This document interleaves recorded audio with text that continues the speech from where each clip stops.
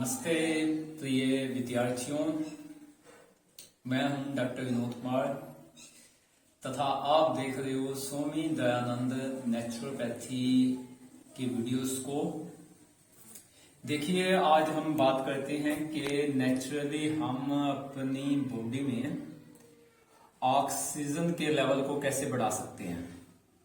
Okay, देखो, आप artificially कहीं से भी जितनी मर्जी ऑक्सीजन ले लो, जो नेचर का बेनिफिट है, नेचुरली अपना लेवल बढ़ाना है, उस जैसी तो मौज है ही नहीं।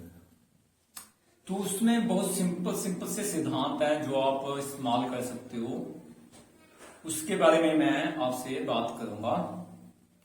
सबसे पहले आदत बनाइए कि रात को जब सोना है तो आपके घर की खिड़कियां खुली होनी चाहिए।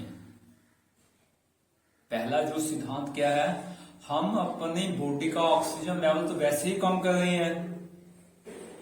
अपनी जो घर की जो खिड़कियां हैं वो हमने बंद की हुई हैं। पहला जो नियम आपने ये करना है, जब भी सोना है खिड़कियां आपने ओपन करके रखनी है।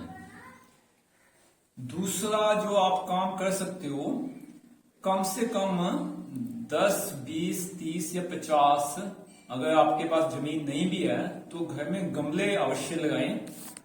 तुलसी के पौधे, गलोए तथा जितने भी फूलों के पौधे हैं वो अपने घर में लगाएं। इवन आप गमले में पीपल का पौधा भी लगाइए।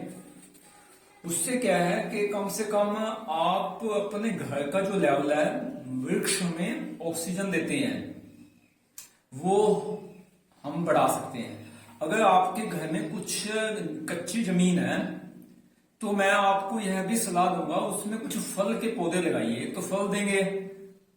अगर आपके पास इतनी सी जमीन है, इससे ज्यादा नहीं है, तो वहां आप अंगूरों की वेल लगा सकते हो। ओके, तो घर में, अपने घर में आप पौधों को लगाओगे तो उससे क्या है, आपको डेली फ्रेश ऑक्सीजन मिल जाएगी। गैस का सिलेंडर तो बंद हो जाएगा। कब तक वो गैस के सिलेंडर से आपको ऑक्सीजन देते रहेंगे? कब तक? उसकी भी कीमत है।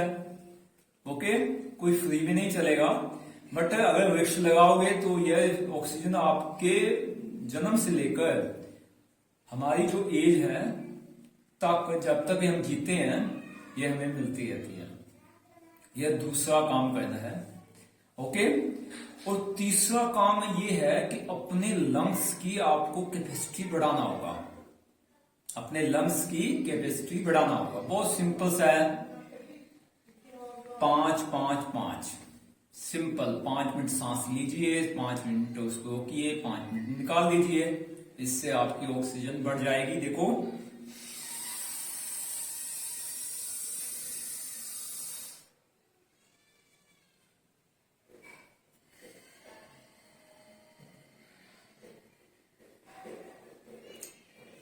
पांच, 10, 15 मिनट आपने इसका अभ्यास कीजिए।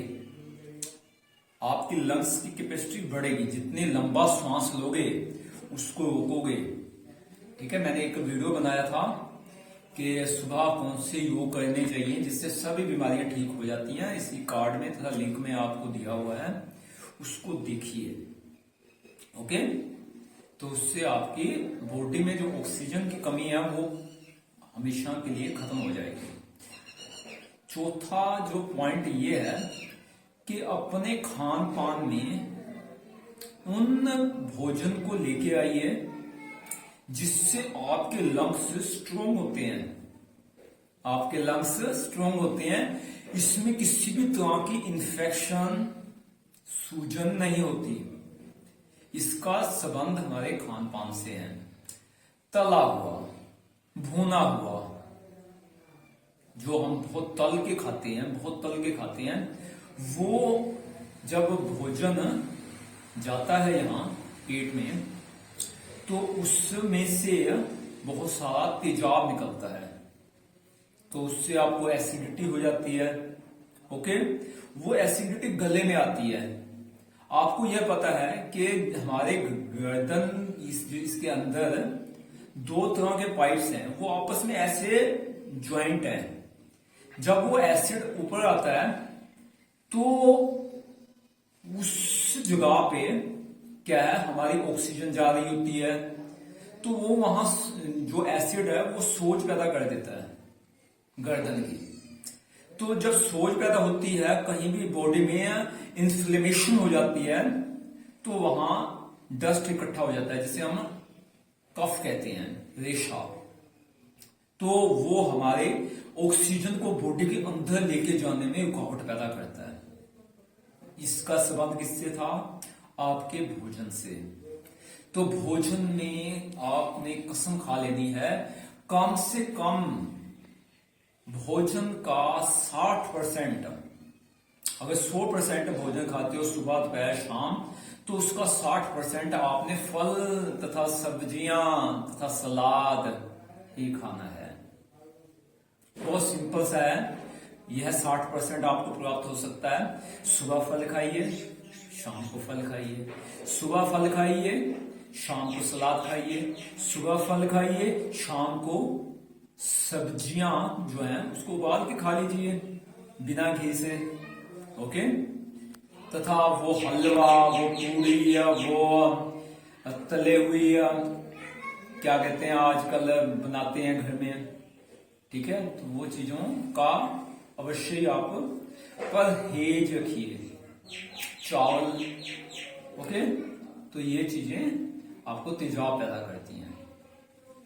इसके अलावा यही जो तेजाब है जब बनता है तो छाती में दर्द भी रहता है, वो पूरा हिस्सा जो है इन्फ्लेमेट हो जाता है, आपकी छाती में दर्द होता है, तो वो लंग्स भी तो छाती में ही है, उसके ऊपर प्रभाव नहीं होगा आपके इस भोजन का जो आपके छाती में तेजाब पैदा हुआ है।